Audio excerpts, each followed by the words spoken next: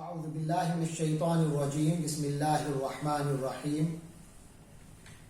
ان الذين آمنوا والذين هادوا والنصارى والصابئين من آمن بالله واليوم الآخر وعمل صالحا فلهم أجرهم عند ربهم ولا خوف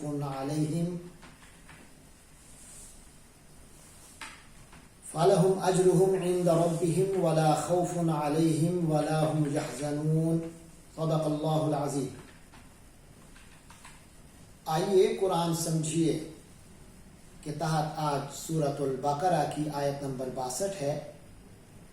فرمان الہی ہے ان الذین آمنوا، بے شک جو لوگ ایمان لے آئے، والذین ہادوا، اور وہ لوگ جو یہودی ہوئے، والنصارى، اور عیسائی لوگ، والصابئین، اور صابی لوگ یعنی ستارہ پرست یا جو ان مذہبوں کے علاوہ مذہبوں کے نام لینے والے ہیں، من، جو کوئی، جو شخص، جس کسی نے، آمانا، ایمان لے آیا، باللہ، اللہ پر، من آمنا باللہ، جو کوئی بھی اللہ تعالی پر ایمان لایا، والیوم الآخر، اور آخرت کے دن پر، وعمل صالحا، اور اس نے عمل کیے، صالحا، نیک، اور اس کا عمل نیک رہا، فلہم، تو ان لوگوں کے لیے، اجرہم، ان کا اجر ہے، معاوضہ ہے، عند ربہم، ان کے رب کے ہاں، ولا خوف، اور نہ کوئی خوف ہوگا، علیہم، ان لوگوں پر، ولا ہم، اور نہ ہی وہ لوگ ایسے ہوں گے کہ یحزنون، کہ وہ غمگین ہوں، ایسا نہیں ہوگا، ولا ہم یحزنون، اور نہ ہی وہ لوگ غمگین ہوں گے۔ فرمایا یقیناً جو لوگ ایمان لائے اور جو یہودی ہو گئے اور نصرانی اور صابی، جو کوئی بھی ایمان لایا ان میں سے اللہ پر اور یوم آخر پر، اور اس نے اچھے عمل کیے، تو ایسے لوگوں کے لیے ان کا اجر محفوظ ہے ان کے رب کے پاس، اور ایسے لوگوں پر نہ کوئی خوف ہوگا اور نہ ہی کوئی غم طاری ہوگا۔ الفاظ و تعبیرات کی وضاحت، ان الذین آمنوا والذین، یہ چاروں الفاظ وہ ہیں جو کہ پہلے گزر چکے۔ ہادو کا لفظ آج نایا ہے، یہ ہا واو دال سے ہے، اسی سے یہودی کا لفظ بنا ہے۔ ہادا فعل ماضی ہے، اس کے معنی وہ یہودی ہوا، اور ہادو واو اور اس کے بعد الف لگنے کے بعد اس کے معنی ہو گئے وہ یہودی ہوئے، جمع ہو گیا۔ پھر ہے ون نصارا، وا کے معنی ہم جانتے ہیں، اور نصارا نصران کی جمع ہے، تو اس کی جمع نصارا، تو اس کے معنی ہو گئے عیسائی لوگ۔ والصابئین، وہ اور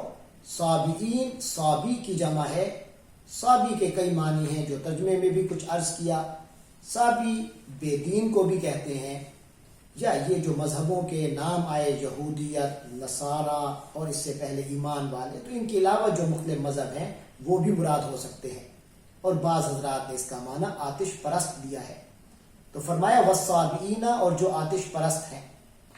اس کے بعد من، جو آمنا، وہ ایمان لایا، باللہ، اللہ پر، والیوم الآخر، اور آخرت کے دن پر۔ یہ وہ الفاظ ہیں جو پہلے ہمارے اسباق میں گزر چکے ہیں، اس لیے آپ دیکھ رہے ہیں یا سبز رنگ میں آپ کو نظر آ رہے ہیں۔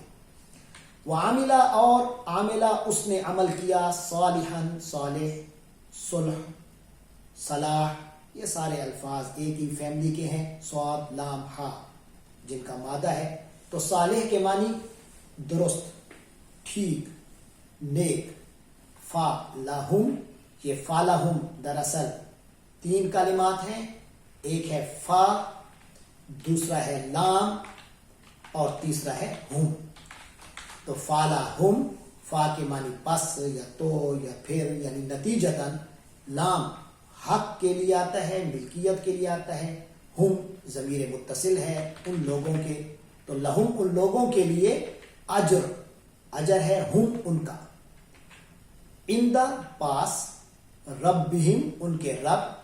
ولا اور نہیں، خوفن کوئی خوف، علیہم ان پر، ولا اور نہیں، ہم وہ لوگ، یحزنون وہ غمگین ہوں گے۔ یہ سارے الفاظ اندہ ربہم سے لے کر ولا ہم یحزنون تک ہم پہلے پڑھ چکے ہیں۔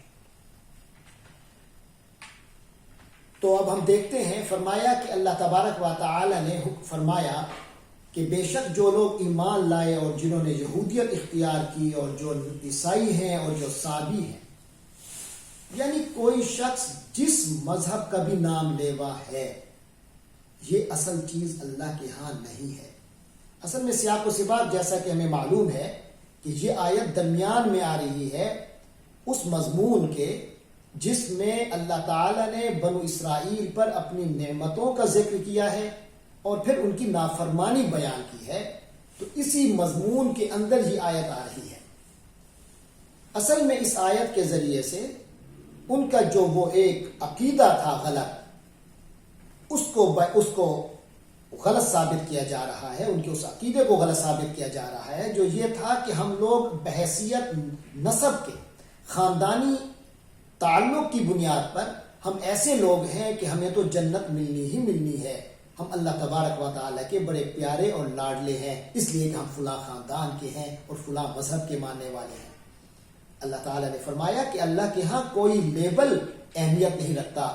چاہے تم جو بھی لیبل اختیار کر لو، بلکہ اللہ تبارک و تعالیٰ کے ہاں تو یہ دو چیزوں کی قبولیت ہے۔